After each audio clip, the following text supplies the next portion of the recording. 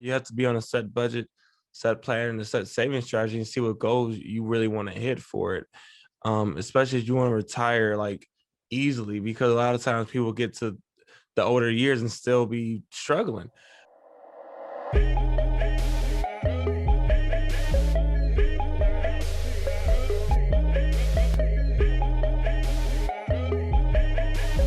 Hello, everybody, and welcome back to YBI. You got Roman and Zion here. We talk about financial ways and strategies to grow yourself and your finances. Remember, guys, it's for entertainment purposes. So if you actually, want some financial advice, go see a financial advisor. How y'all doing today? What's up, Zion? Chilling, bro. Chilling. Doing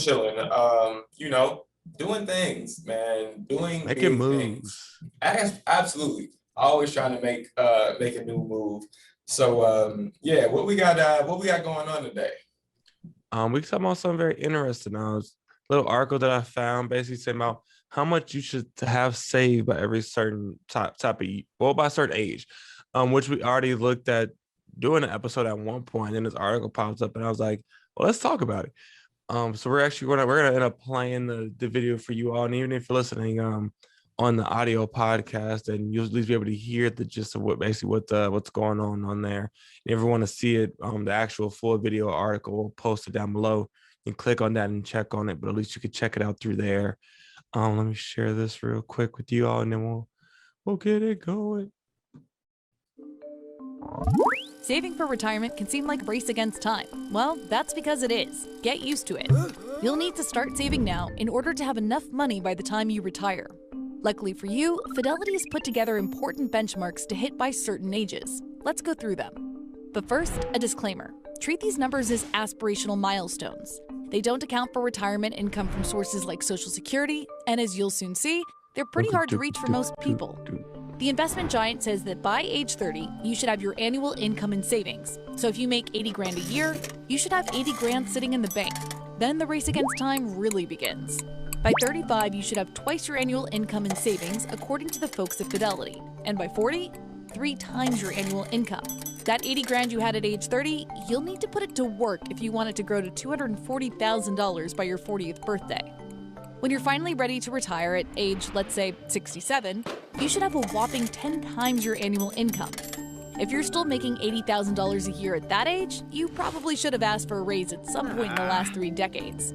But let's say you haven't, and that's still what you're making. Then you'd need $800,000 to retire comfortably.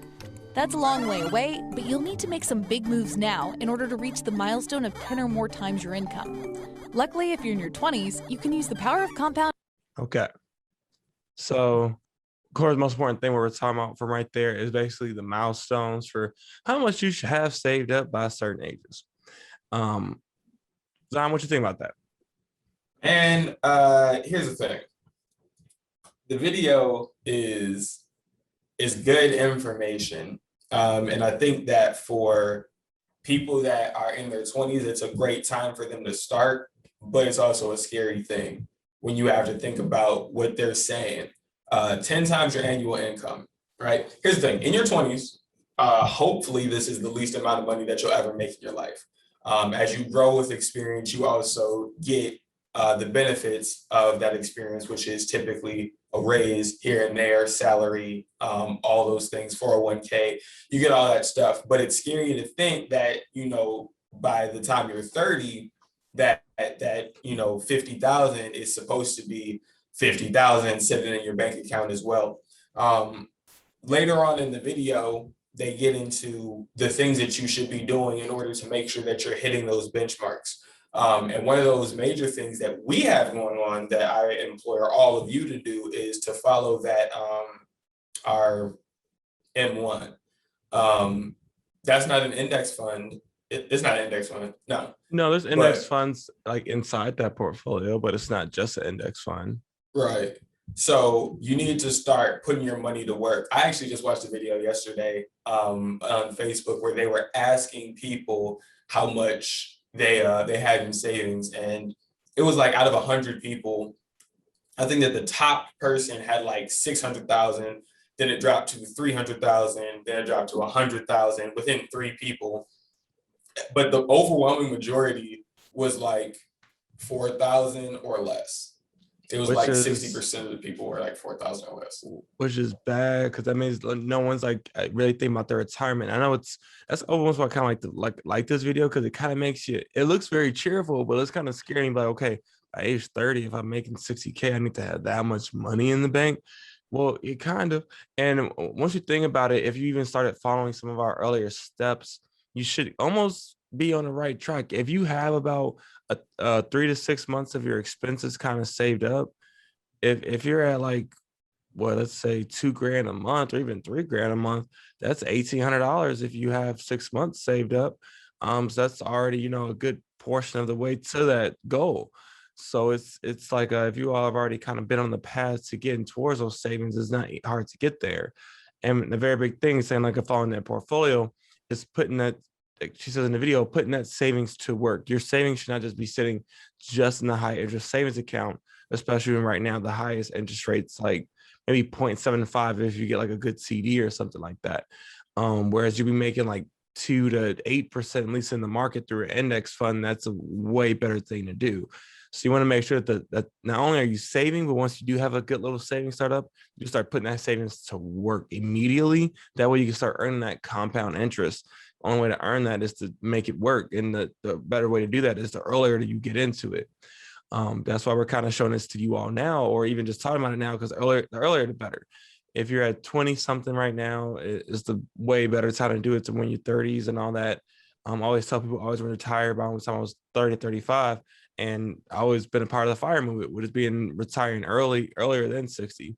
So it's really just about how much you can really just start throwing towards that savings now that's going to help you in the future. Yeah, I mean, I think that it's also important that people have a competent savings plan. So we've done a bunch of videos on savings plans. If you haven't checked them out, the savings snowball is one that is very tangible for people because you don't have to start with a ridiculous amount. You just start with the same thing I started with my M1 account, just $100 that I put in there, and now I'm seeing a lot of growth on that. And when we're talking about compound interest, like we did in our last M1 video, it's because at the end of the quarter, we sold off some of those profits, we reinvested those, and now we're compounding how much we're actually making. So those are things that you can absolutely take advantage of. I personally don't put all of my eggs into one basket. So she was saying, yeah, you do need to put your money to work, but it's not that I'm putting them all to work in one place. So I have my savings account that's just a regular bank account, but I also have the CD ladder, and I also have the M1 account, and I also have, so you have the 401k. You do all of those different things, and you see all of them growing, which means, oh, okay, cool. So you may not have all of, because I don't have $60,000 sitting in my savings account, but it probably is diversified across all of the different things that I have going on. So it's a matter of making sure, one, you're staying on top of how much you're contributing to different things. If your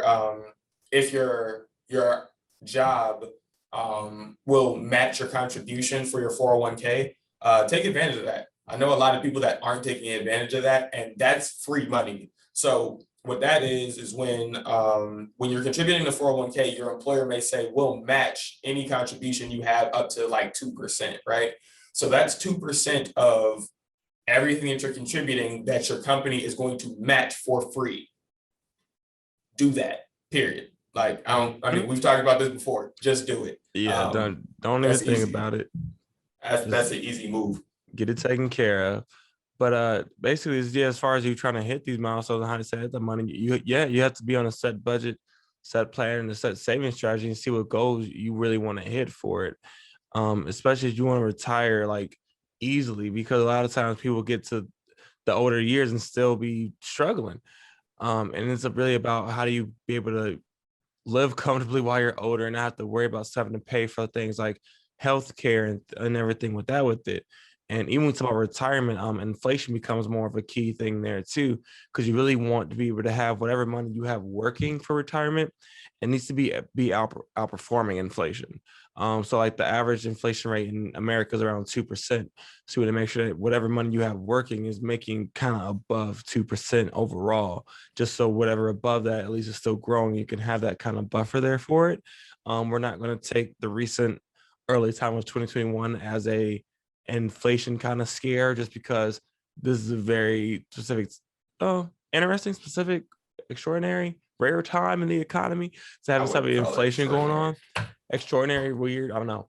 Weird time in the economy, just the way prices have been going up and things like that. So things like that are not going to happen all the time. So you have to worry about trying to hedge against like 5% or something like that. That's kind of insane.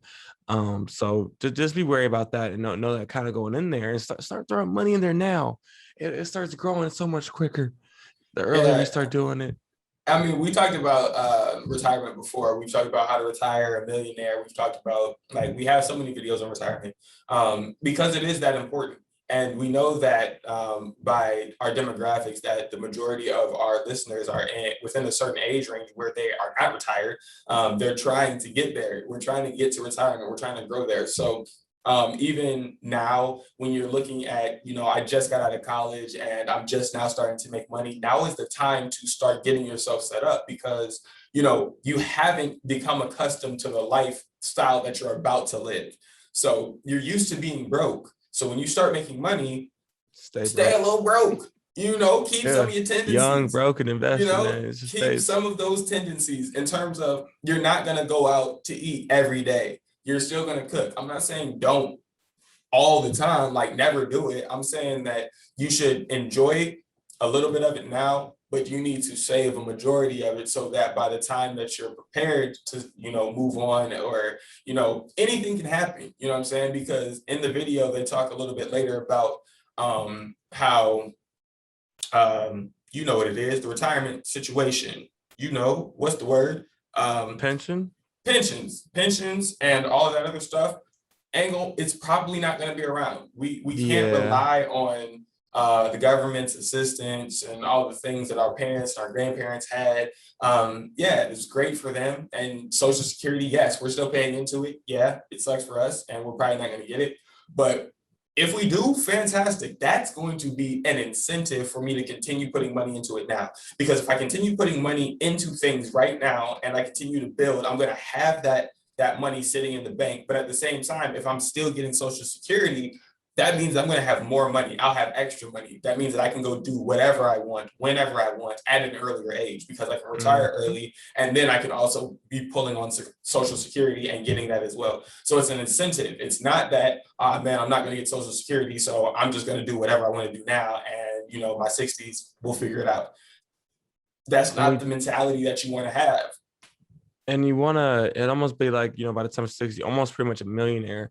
And it's very feasible, especially in the market, and not even that, but the savings we have in America to become almost a millionaire from just good financial discipline and savings. I was looking at an article the other day where right now about 9% of Americans are millionaires. That means out of the 100 people you will meet just walking around the street, 9 of those people walking around are millionaires. And that's something crazy to say to be like, okay, that many people in America now have wealth to where if most people, you'd be like, oh, you never meet a millionaire. You'll never meet people that actually, rarely meet money. But now it's like, if out of 100 people I meet throughout a week or whatever, 9 of them are millionaires. That means it's not that hard to do.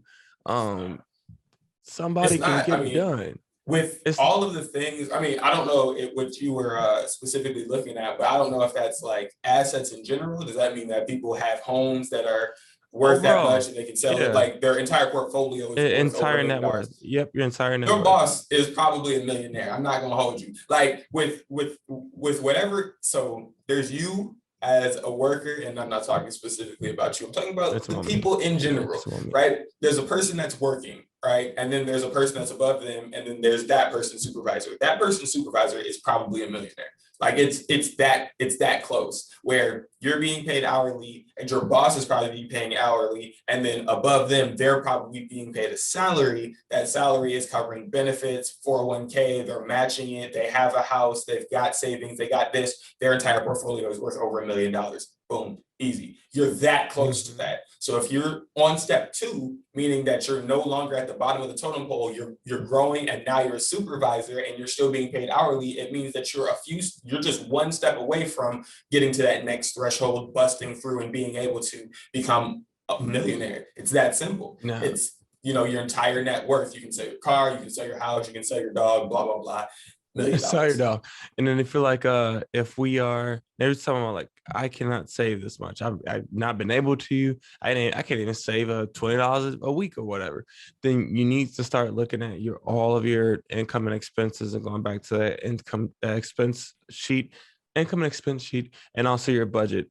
If you got $3,000 coming in a month and you spend in 2,900 of it, something's wrong. You got to raise income. You got to lower your expenses through picking up extra jobs, investing in yourself and getting a better education to where you can get a better job, better trade, anything like that. Lowering those costs, canceling some of those extra subscriptions you're not using, not going out as much. The subscriptions that you are using. Like, yes, cutting stuff like that. You're gonna have to sacrifice. The biggest thing is shopping. Biggest thing for a lot of people is like random spending and random shopping. They don't really necessarily need at that moment. They just see it, and so they get it as like an impulse buying.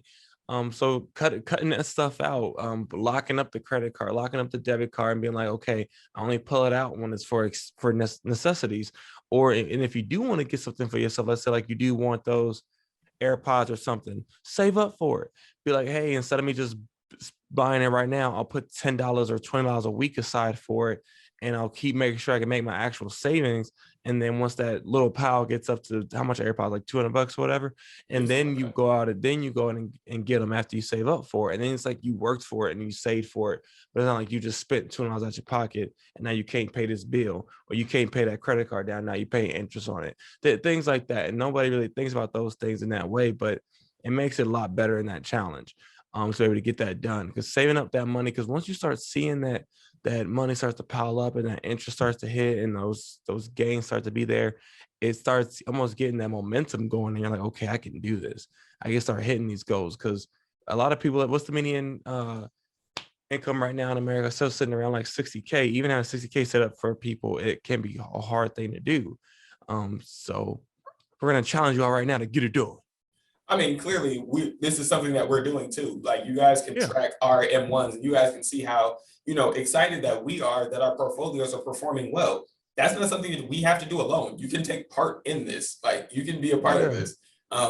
Go back to the first episode on M1 that we did back in March of 2021. It was $100 that we put in there.